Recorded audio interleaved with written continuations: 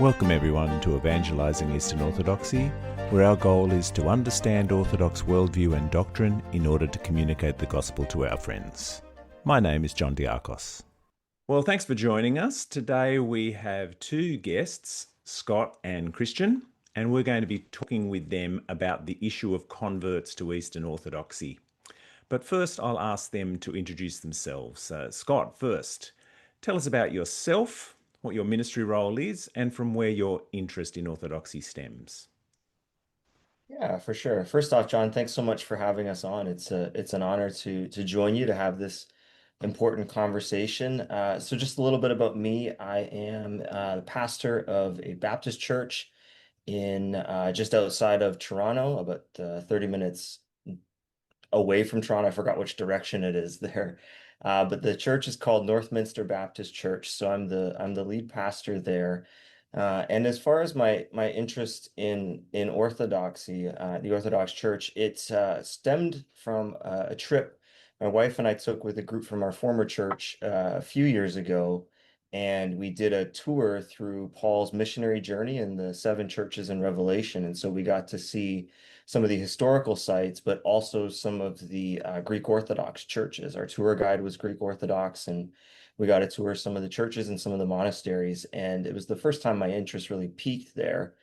But more so recently, just a few members of my congregation began asking questions about the Orthodox Church and just what it means to be Protestant, and it got us into conversations in that direction. So fairly new to reading primary sources and digging into that kind of stuff, but that's kind of a little bit of background to my interest in why in this conversation. Terrific. And Christian, same questions for you. Tell us a bit about yourself, what your ministry role is, and from where your interest in Orthodoxy stems. Wonderful. Yes. And I am also pleased to be here, John. Thank you for having us. Very quickly, I am a pastoral resident at Grace Fellowship Church. That's on the west end of Toronto. For those who don't know, a resident means I'm not fully ordained pastor. I'm there. It's a kind of a training situation to hopefully send me off as a pastor at another church when the time comes. Full-time work technically. But I'm also a full-time student, so I'm finishing some studies in church history. My interest in Eastern Orthodoxy goes back a few years. I studied history at university, and in a seminar on early modern religion, I presented a discussion paper to my class on Protestantism. And one of the young ladies in the class introduced herself, said it was fascinating, and she said she was Russian Orthodox, and she wanted to hear all about what Protestants believe. She never really encountered a Protestant who actually knew anything about church history. So that was my initial contact. But like Scott, my deeper interest came years later. About 2 years ago, a few young people at my church mentioned that they were getting interested in Eastern Orthodox. One young lady who she's Greek by background and learning a bit about her culture and history. And then a young man at university just encountered it and didn't know what to do about it. So it was really in the context of actual ministry and questions I realized I need to dig in a bit and really understand what's going on. So that's that. Yes, look, it certainly does seem to be an area where more and more questions are coming out. And recently, you both co-authored an article in the Gospel Coalition Canada entitled Evangelical Pastors and the Challenge of Eastern Orthodoxy, which is why we're chatting today. It addresses the issues of evangelicals who are converting to Orthodoxy, as the name suggests. Firstly, how did you come to the point of saying to one another, we really should write about this? What was it that you were noticing? Yeah, I'll go first on that one. A couple of things kind of came together. We were both thinking of separate articles, and in conversation between the two of us and a group of friends, the idea came for writing a joint article, and so we ran with that.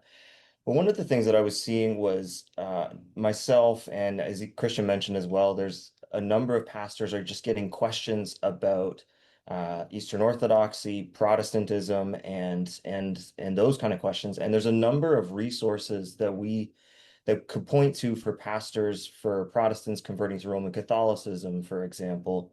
but there wasn't much for evangelical Protestant pastors about Eastern Orthodoxy. Mm. And so we decided let's write something for pastors. So that article is targeted for pastors and kind of how they can respond in their own churches and thinking through that. And for me personally, part of why I wanted to write something like that was because I needed something like that. I had conversations that I didn't have answers to, and so it helped me think through some of those answers. So it really was and the idea was to give pastors a resource for them to think through some of these questions to help their members of their congregations. Mm. I could just add a bit there. Please. I think with Scott and I, where Scott's a dear brother, I look up to him, and I remember we were grabbing coffee, and I also had the opportunity to preach at Scott's church, and we were noticing that some of the keen people in congregations, where I think it was at your church, Scott, where someone mentioned they were reading the Apocrypha for the first time and interested in some of that church history. So not specifically Eastern Orthodox, but just an awareness that there were certain questions floating around that not a lot of resources on for evangelicals. And then I think I shared with Scott when we were grabbing coffee another time about the young man at my previous church who got into Eastern Orthodoxy, and just chatting about that and realizing for Roman Catholicism, you could find 20 books, 30 podcasts, and everything in between for Eastern Orthodoxy, especially in the Canadian context. I imagine it's different in other places, where kind of this up and coming movement as we understand it, and not a lot of resources readily accessible. And just realizing that we have something that can contribute in this conversation. And I think, like Scott, it was, I want to write this article because I want to have a better handle of what's going on. I have a lot of ideas floating around in my head, but putting it on paper, I think that was a helpful exercise for us as well, even. Yeah. It's helpful, and it's helpful stimulating the thought of your readers as well, because I know there are many who are struggling with this issue.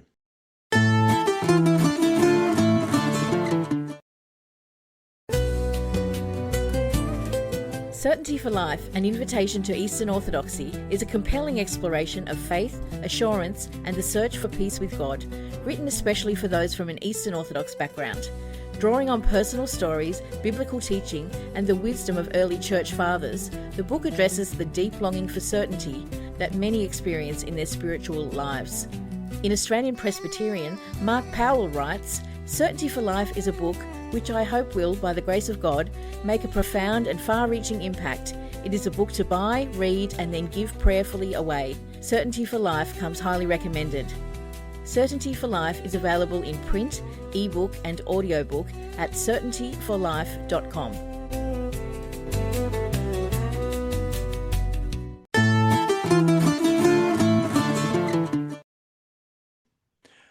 What is it that is attracting converts, do you think?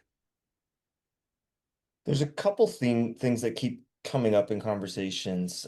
First is just some of the good things that we can point to in Eastern Orthodoxy, and some of the shared theology that we might have on things like the doctrine of God and whatnot. And there's a robust commitment to Trinitarian theology and all that, which is wonderful. But then there's also just in conversations I've had, there's a perception. The first interaction most people have, and it seems to be mostly young men, is via social media, and they see an Orthodox priest, and there's an image of masculinity there that they're attracted to, and there's a commitment there that they're attracted to, and there's something inviting about the experience that they're attracted to, and so it's got that image. Another thing that's come up in conversations that I've had is just it's not Rome. And it's growing up in evangelical churches. These young men have heard of Roman Catholicism as kind of the boogeyman, but here's Eastern Orthodoxy, and it's different from us, but it's also not Roman Catholic. And so it's intriguing in that sense. And part of it too is just the emphasis in Eastern Orthodoxy is very experiential. And for evangelicals who grew up in kind of a dry intellectual kind of environment, which is not to say evangelicalism is just dry intellectualism, but some have had that experience.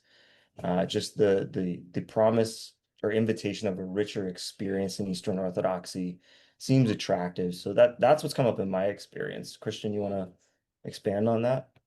Yeah, so I think very similar things that I've seen as well. And I think it's worth recognizing that there are a few different avenues that might bring someone to check out Eastern Orthodoxy. And in the case of social media, you might not even be looking for it. And then you're confronted with a wise appearing priest with a long beard who is profound, and they have the nice soundtrack to go with it. So I think that's part of it. But then I think a big part of it also goes in the more practical kind of political side of things, where I think lots of people are rightly talking about a vibe shift in terms of politics, what people are seeking. So you have already conservative leaning evangelicals who might be frustrated with things like the separation of church and state. So Scott and I are Baptists, that's bread and butter for us. And people are craving, and I think with fair reason, some more engagement and more prophetic speaking to the culture. And you get something like Eastern Orthodoxy, which is coming and presenting with a traditional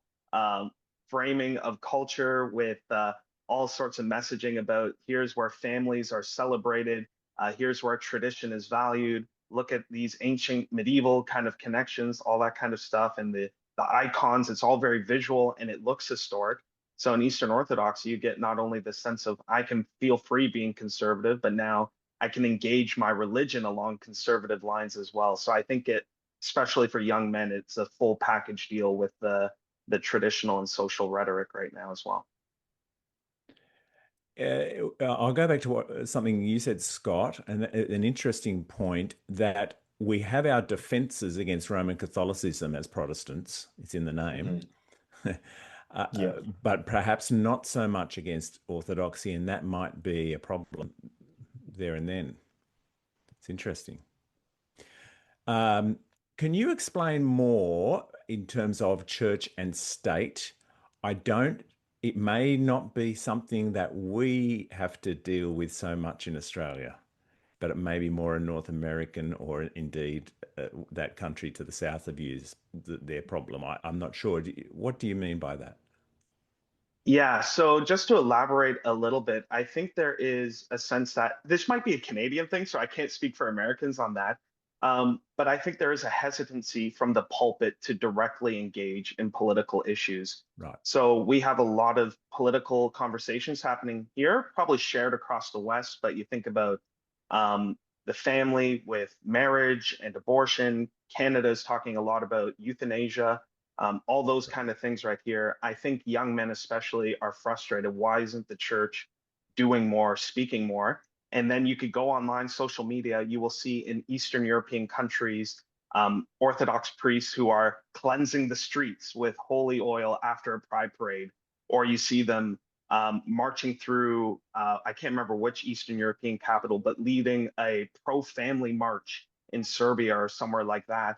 And I can understand the impulse saying, yeah, those are priests who take on a kind of Old Testament prophetic vibe where my Protestant pastor is too afraid to say a politician by name in the pulpit. Yeah. And I guess there are some also Protestant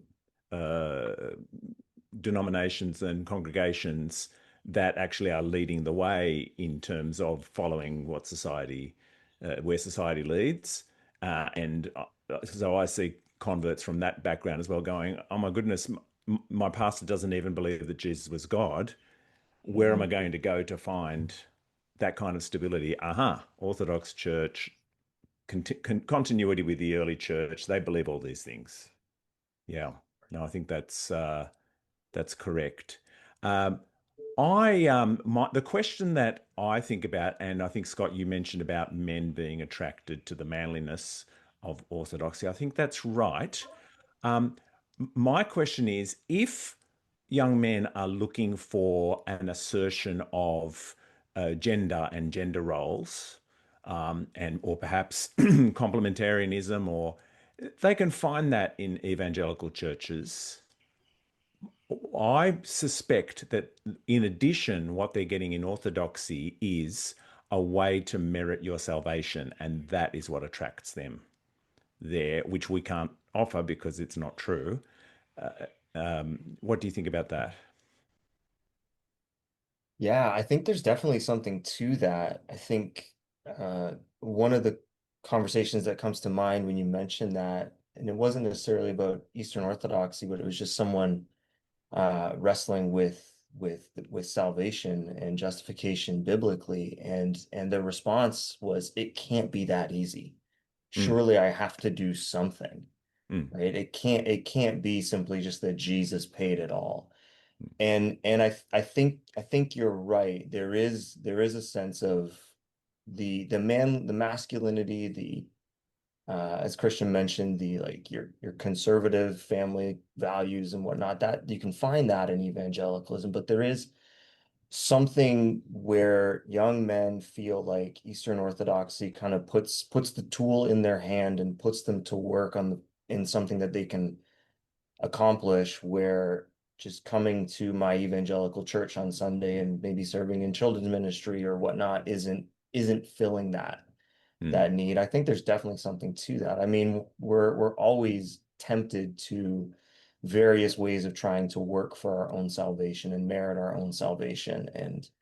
And I think there is a sense of that too. Yeah, so I would agree. I think that's right, and something that we can definitely hit on in conversations with particularly young men who are attracted to something like Eastern Orthodoxy.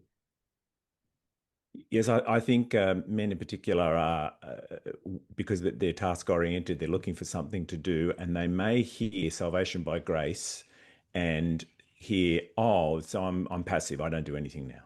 So, so they may be hearing antinomianism. Um, Hmm.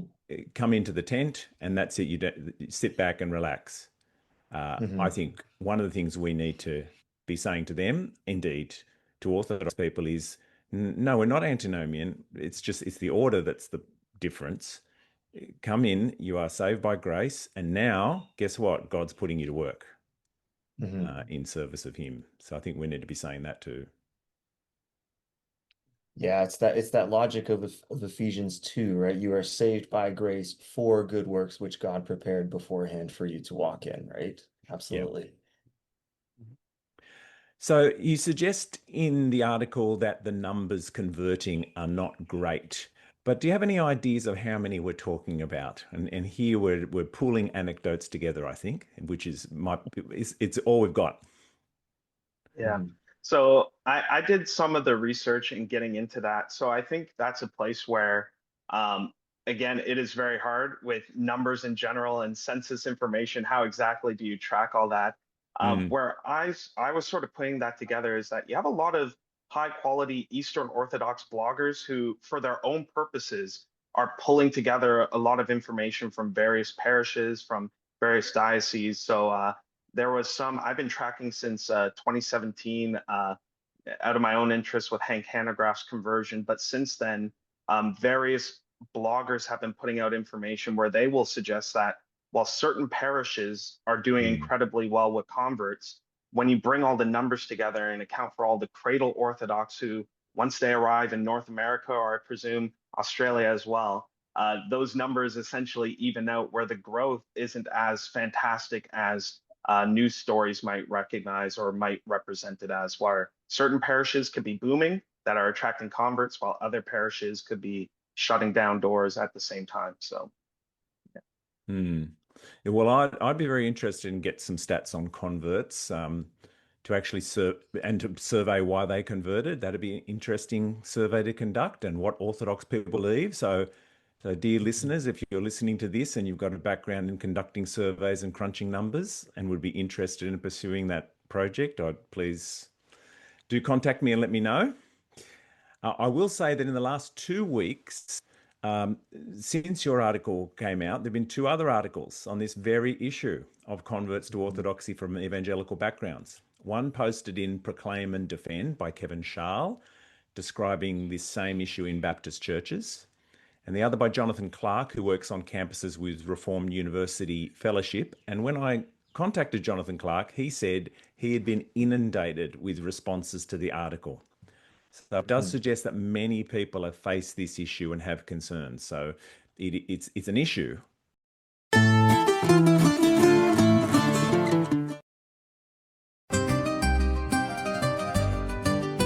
There are 220 million people of Eastern Orthodox background across the world.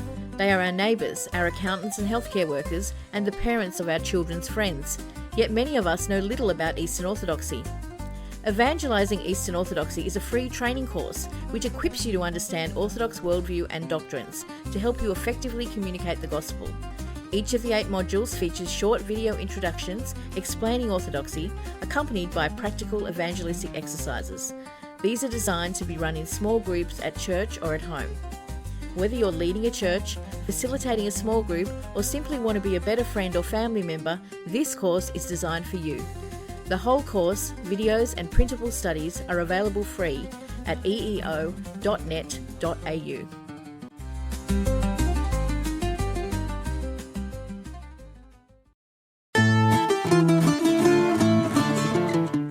So while there may not be many, why are you concerned about those who are converting? Yeah, so I think this is where Scott and I probably had similar experiences or similar thoughts. In my mind, again, I don't get too many questions when you compare it to a church of 300. I might have 2 or 3 who are coming up to me. So it's not a explosion of people, but I can't help but notice in my experience, those 2 or 3 are sometimes the most theologically interested people, the ones who, as I framed in the article, that I might expect to lead a Bible study or a prayer meeting a few years down the line, where it just so happens that the same people who I'm thinking, wow, these are people who actually listen to a 40-minute expository sermon and get something out of it, or the same people who I send them a TGC article on Athanasius, they'll read it, are now the same people who are interested in Eastern Orthodoxy. So to me, it's very much the type of people that are gravitating towards Eastern Orthodoxy is concerning on that level, not so much the number of people. And some of the people in leadership positions as well. Yeah, big time. Yeah. So I've had chats with campus leaders recently, and I've heard a few stories of their leaders, most often deceptively, investigating Eastern Orthodoxy and not telling anyone, and then all of a sudden one day saying, well, I'm off, I'm leaving. Yeah. So that's very concerning. So what do converts feel they're not getting in their local church? I think a couple things just continue to reoccur is this idea of in my Evangelical Protestant church, I'm very much a spectator. I show up on Sunday morning and I'm there for the performance, the worship team on the stage, the pastor preaching, and even the whole experience of the sacraments is more of a tag on at the end, or not a real part of the worship experience where they're participating. And it's this difference of I'm feel like a spectator in my church and I want to be a participant. And what they feel like they're going to get in something like Eastern Orthodox is participation in worship, and the whole idea of theosis, right, is participation in the life of God. And that's part of what they feel like they're not getting in their church. I'm here as a spectator to watch other people do the work. A part of it comes back to that work thing again, right? Like I want to be involved, I want to participate, and I'm not getting that in my church. I'm very much a spectator there, and so it's a mixture of some of those things, and then also the whole idea of being disconnected from history, right? And that appeal of and the Roman Catholic Church has this too, in a sense, right? That appeal of we can trace our roots all the way back to the apostles. And my evangelical pastor never mentions anyone older than Billy Graham, or even younger than that, right? And it's this sense of, well, where do we fit in history? And so some of those things just keep coming up over and over again. I don't know, Christian, what do you see something different? Yeah, I'll start there, Scott, and I would very much agree. It's often the case, and I think same thing with Roman Catholicism, of course, but this idea of being in line with the early church, and early church always means coincidentally after the New Testament, but coming across perhaps a quote from Ignatius and seeing that he talks about bishops. And then, well, my evangelical church doesn't have a bishop, or seeing images from the early church and seeing icons. Granted, they're often early churches, 8th and 9th century, but seeing these icons, and my church is so plain. That doesn't look like the early church, or at least a person's conception of the early church. So I think it's that visible and perhaps that tangible conformity with the early church that they're feeling evangelicals are missing. But even building from there, I think it is the idea of participation, where yes, my evangelical church, I can hear a sermon, I can maybe serve in kids ministry, but I want to be doing more. I want to engage my whole being. So if you were to compare with what does an evangelical do for a spiritual practice, well, I might read my Bible and pray, but if I go online and I see an Eastern Orthodox person, they'll have this beautiful icon wall in their room, and they will bow and pray and repeat the Jesus prayer. And it is this wonderful kind of engaging spirituality. So I think that catches a number of people who want to engage more of themselves, and they, in their perception, don't believe evangelicalism offers that sort of engagement. There is a supreme irony in that, because Orthodoxy, I suppose, if you're keen, I guess I'm speaking as a cradle Orthodox rather than a convert. So a convert would tend to be more keen and go in for the spiritual disciplines, but Orthodoxy fundamentally is passive. You are entering into the church, and it is all done to you. You are there, and it's happening. The priest is doing it for you. The experience is enveloping you, and that's what's happening. So at an Orthodox wedding, for instance, the couple that are getting married do not say a word. Nothing is said. They do not make any promises. Nothing. It's all done to them, and that's just typical of Orthodoxy. So that's that's interesting. That I think what you're saying is correct. It is, but I think it's one of those ironic things that they are seeking something and trying to find it in Orthodoxy, but I would suggest it's not there. Mm-hmm. Yeah. And it's interesting thinking about that, right? And how are they first introduced to it? Well, it's not necessarily from the perspective of a convert to it. It's not necessarily through a flesh and blood cradle Orthodox bringing them to their church or whatnot, right? It's through the influencer, the YouTube apologist, right? And that's what's held out. So it's really about the perception, and that's a fascinating contrast that you bring out, that it really is passive. I remember hearing that when we were on our tour with the tour group and going in, and there was a curtain which the priest would stand behind and come out and do the whole service in a language nobody understood. And yeah, it was very interesting, right? And one of our tour group members commented like, "Well, I can't come here. I need to go somewhere where I can hear the Bible and with my Bible open," kind of sitting. So yeah, that's a very interesting. That gives me something to think about for next conversation with someone. Is it really more participatory, or is it more passive? That's fascinating. As I say, I think you can participate more, but fundamentally it's not about you going and doing your own thing. Not at all. No. You are entering into the community because the church is the ark of salvation. So the way you enter into salvation is being a part of that community, and that is how you enter into the experience. That is how you receive the graces of God, especially through communion and through baptism. It's through the church. It's not there's no independent thinking. There's no independent action per se. So even when you are engaging in the Jesus prayer or fasting, that you are participating in the life of the church. You're not representing you're not approaching God individually through Jesus. You're approaching God through the church. Join us again next week for part 2 of our discussion with Scott and Christian. We talk about how to be proactive in addressing the concerns of converts before they leave, what to say to them if they do, and why it's helpful to gain an understanding of Eastern Orthodoxy. Thanks for listening to Evangelizing Eastern Orthodoxy. Continue to pray for your Orthodox neighbours and friends, and seek to emulate Paul, who declared to the Corinthians, "We plead on Christ's behalf, be reconciled to God. He made the one who did not know sin to be sin for us, so that in him we might become the righteousness of God."